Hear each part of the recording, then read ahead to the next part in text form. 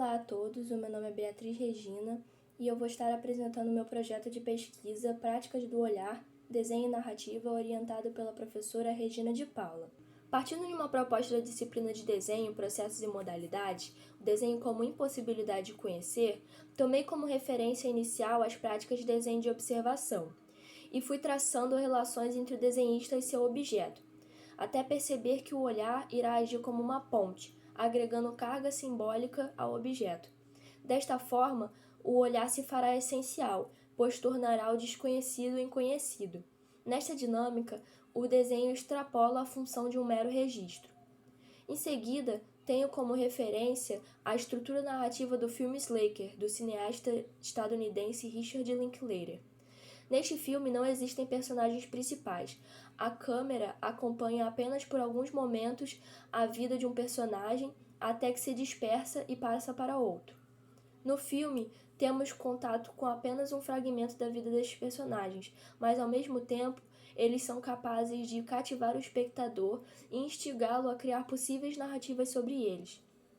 Inspirada pelas questões de efemeridade levantadas pelo filme, comecei então a desenhar pessoas no metrô no trajeto que fazia de minha casa até a faculdade. Busquei capturar fragmentos da vida daquelas pessoas e estabeleci uma metodologia, onde iniciava o desenho de um indivíduo, buscando transmitir assim a sua essência até o momento em que a pessoa percebesse que estava sendo desenhada. Me propus a desenhar os passageiros apenas como estranhos, como desconhecidos. E a partir do momento em que trocássemos olhares, pressupus que estaria estabelecida uma comunicação entre o desenhista observador e seu objeto. Nesta imagem, podemos ver alguns dos resultados obtidos neste período da pesquisa.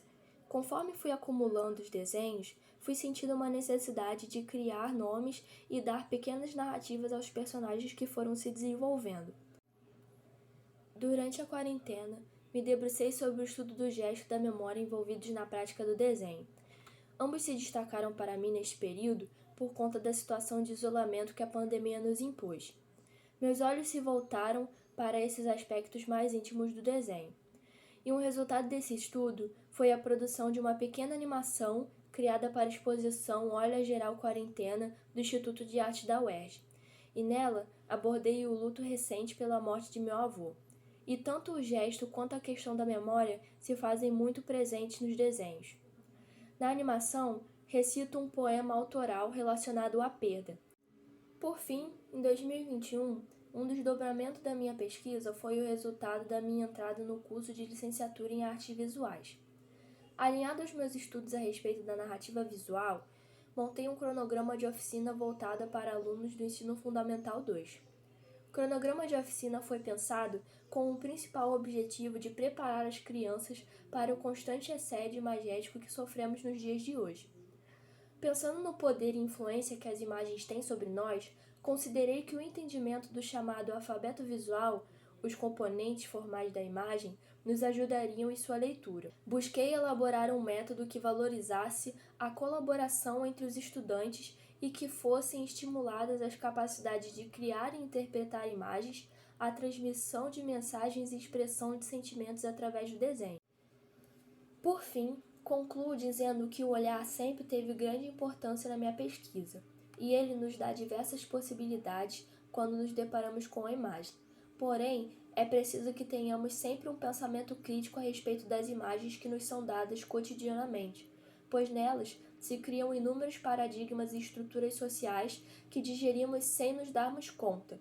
Um exemplo disso é a propaganda, que normaliza diversas práticas através da reprodução e através de um estudo aprofundado sobre a manipulação das imagens.